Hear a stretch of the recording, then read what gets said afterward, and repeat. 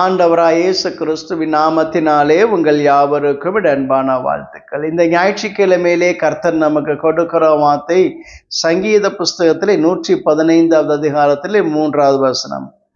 நம்முடைய தேவன் பரலோகத்தில் இருக்கிறார், தமக்கு சித்தமான யாவையும் செய்கிறார். ஆண்டவருக்கு மகிமை உண்டாவதாக. பாருங்களேன், பரலோகத்திலே வீற்றிருக்கிற தேவனாகிய கர்த்தர் அங்கே இருந்து தமக்கு சித்தமான எல்லாவற்றையும் செய்து முடிக்கிறவராக இருக்கிறார்.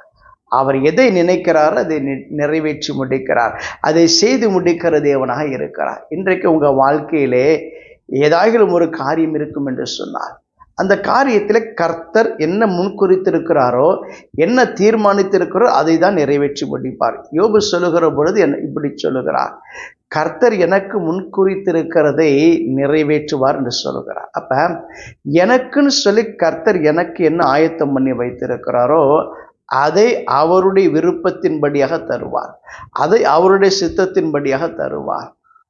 நம்முடைய விருப்பத்தின்படி அல்ல, நம்முடைய மன விருப்பத்தின்படி இல்லை, அவருடைய மன விருப்பத்தின்படி, அவருடைய சித்தத்தின்படி இன்றைக்கு உங்களை ஆசீர்வதிக்க விரும்புகிறார். ரெண்டுக்கும் வித்தியாசம் இருக்குது. வேதத்தில் வாசிக்கிற போது வேதம் இப்படி சொல்லுகிறது, என்ன தெரியுமா? உங்களுடைய வழிகள் அவருடைய வழிகள் அல்ல, உங்களுடைய நினைவுகள் அவருடைய நினைவுகள் அல்ல என்று வேதம் சொல்லுகிறது. சில சமயத்தில் நாம் என்னெல்லாம் நினைக்கிறோமோ அதுபடியே நம்ம ஆசீர்வதிக்கப்படணும்னு சொல்லி யோசிக்கிறோம். ஆனால் ஆண்டவர் என்ன நினைக்கிறார்னு சொல்லி சில சமயத்தில் நம்ம யோசிக்கிறதே இல்லை. ஆண்டவர் எதை விரும்புகிறார்னு சொல்லி நம்ம யோசிக்காமல் விட்டுடுறோம். ஆனால் ஆண்டவருடைய வசனம் என்ன தெரியுமா சொல்லுகிறது? உங்களுடைய வழிகளை பார்க்கலும் அவருடைய வழிகள் உயர்ந்திருக்கிறது என்று வேதம் சொல்லுகிறது. ஆம், எனக்கு அன்பானவர்களே, கர்த்தருடைய வழிகள் உயர்ந்தவைகள், கர்த்தருடைய நினைவுகள் உயர்ந்தவைகளாக இருக்கிறது. அதனால் அவர் நினைச்சு உங்களுக்கு கொடுக்கிற பொழுது, அவர் விரும்பி கொடுக்கிற பொழுது அது உங்கள் வாழ்க்கைக்கு மகிழ்ச்சியை கொண்டு வரும், அது உங்கள் வாழ்க்கையிலே உயர்வையும் கனத்தையும் கொண்டு வரும். என்ன கண்பானவர்களே, அவருடைய சித்தத்தின்படி கேட்பதற்கு நம்ம பழக வேண்டும். ஆண்டவரே, இந்த காரியத்தில் உம்முடைய விருப்பம் என்ன, உம்முடைய சித்தம் என்ன, அதை என்னுடைய வாழ்விலே செய்யுங்கன்னு சொல்லி நீங்கள் தேவ சமூகத்தில் கேட்கிற பொழுது ஆண்டவர் அந்த ஜபத்தை விரும்புகிறார். ஆண்டவர் அந்த ஜபத்துக்கு உடனே பதில் கொடுக்கிறார். ஆண்டவர் அந்த ஜபத்துக்கு மனதிறங்கி அற்புதம் செய்கிறார். இன்றைக்கு ஆண்டவரிடத்தில் கேளுங்க, ஆண்டவரே, என்னுடைய மன விருப்பத்தின்படி இல்லை, உம்முடைய மன விருப்பத்தின்படி இதை செய்தரலும், உம்முடைய திட்டத்தின்படி இதை செய்தரலும் என்று கேளுங்க. வேதத்தில் வாசிக்கிற போது வேதம் இப்படி சொல்லுகிறது, நான் நினைத்திருக்கிறபடியே நடக்கும், நான் நிர்ணயித்தபடியே என்ன நடக்கும் தெரியுமா? எல்லா காரியங்களும் முடியும் என்று கர்த்தர் சொல்லுகிறார். எனக்கு அன்பானவர்களே, அதுதான் ஆண்டவருடைய செயல்பாடு. அவர் நினைத்திருக்கிறது யார் வியர்த்தமாக்குவான் என்று வேதம் சொல்லுகிறது. அப்போ யாரும் அவர் நினைச்ச திட்டத்தை தடுக்க முடியாது, அவர் போட்ட பிளானை யாரும் மாற்ற முடியாது. அவர் உங்களுக்குன்னு சொல்லி என்ன வைத்திருக்கிறாரோ, என்ன பிளான் பண்ணி வச்சிருக்கிறாரோ அந்த பிளானுக்கு நீங்கள் உங்களை ஒப்பு கொடுங்க. You should submit yourself to the God's plan. அதான் ஆண்டவருக்கு சொல்லுகிறார். நீங்கள் அவருடைய திட்டத்துக்கு நீங்கள் உங்களை ஒப்பு கொடுங்க, உங்கள் விருப்பத்துக்கு அல்ல, அவருடைய விருப்பத்துக்கு, அவருடைய சித்தத்துக்கு உங்களை ஒப்பு கொடுங்கள். அப்பொழுது கர்த்தர் உங்களையும் உங்கள் குடும்பத்தையும் ஆசீர்வதிக்கிறார். அந்த சங்கீதம் 115 இப்படி சொல்லப்படுகிறது, இஸ்ரவேலே கர்த்தரை நம்பு, அவரே உனக்கு துணையும் உனக்கு கேடகமாய் இருக்கிறார். ஹல்லேலூயா! கர்த்தருடைய வார்த்தை எவ்வளவு அழகாய் சொல்லப்படுகிறது. கர்த்தர் நமக்கு துணையாக இருக்கிறார், கர்த்தர் நமக்கு கேடகமாக இருக்கிறார். யாருக்கு தெரியுமா?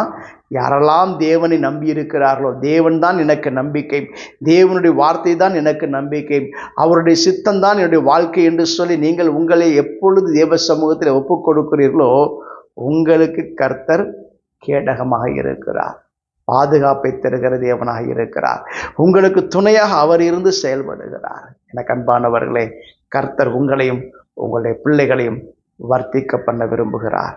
இன்றைக்கு உங்களை வர்த்திக்க பண்ணுவார், உங்களுடைய குடும்பத்தை வர்த்திக்க பண்ணுவார், உங்கள் வீட்டை வர்த்திக்க பண்ண விரும்புகிறார். இன்றைக்கு அவரிடத்துல சொல்லுங்க, ஆண்டவரே, நான் உங்களிட கரத்தில் என்னை முற்றிலுமாய் அர்ப்பணிக்கிறேன், என் வீட்டை உம்முடைய கரத்தில் அர்ப்பணிக்கிறேன், என் குடும்பத்தை உம்முடைய கரத்தில் அர்ப்பணிக்கிறேன் என்று சொல்லி தேவ சமூகத்திலே உங்களையும் உங்கள் வீட்டையும் உங்கள் குடும்பத்தையும் தேவனுடைய கரத்தில் அர்ப்பணியுங்கள். யோசுவா சொன்னார், என்ன தெரியுமா சொன்னார்? நானும் என் வீட்டாருமோ வென்றார் கர்த்தரையே சேவிப்போம் என்று சொன்னார்.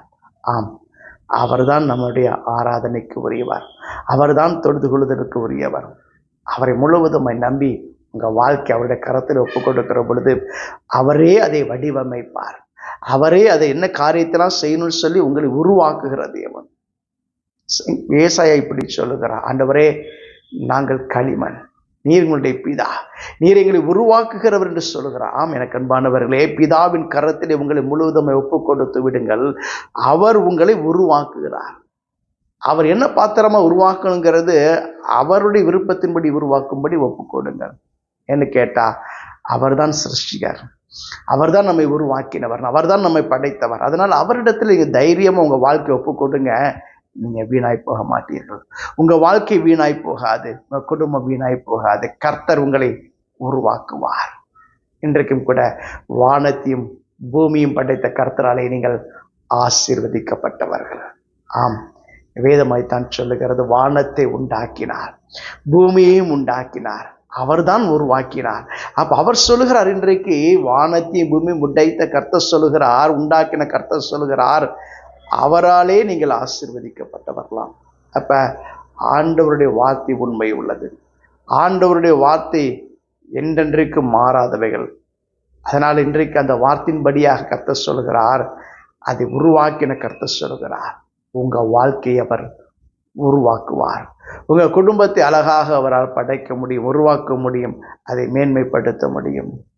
அவர் உங்க வாழ்க்கையில செயல்படும்படிக்கு நீங்கள் அனுமதிக்க வேண்டும். இன்றைக்கு உங்க வாழ்க்கையை நீங்கள் அவர் கரத்தில் ஒப்பு கொடுக்கிற பொழுது அவருக்கு சித்தமானவைகளை எல்லாவற்றையும் உங்க வாழ்க்கையிலே நிறைவேற்றுவார். உங்க வாழ்க்கை அவருக்கு உகந்ததாய், அவருக்கு பிரியமானதாய் மாறும். நாம் ஜெபம் செய்வோம். எங்களை அதிகமாய் நேசிக்க நல்ல ஆண்டவரே, இன்றைக்கும் தேவ கரத்திலே தங்களை அர்ப்பணிக்கிற நம்முடைய பிள்ளைகளை, அவருடைய குடும்பத்தை நீர் வர்த்திக்க பண்ணும்படி நான் ஜெபிக்கிறேன். வானத்தையும் பூமியும் உண்டாக்கின கர்த்தர் நம்முடைய பிள்ளைகளை ஆசீர்வதிக்கும்படி நான் ஜெபிக்கிறேன். அந்த குடும்பங்களுக்கு நீரே துணையாக, நீரே அரணும் கோட்டையுமாய் விளங்கும்படி நான் ஜெபிக்கிறேன். இயேசுவின் ஜெபிக்க நல்ல பிதாவே, ஆமென். God bless you.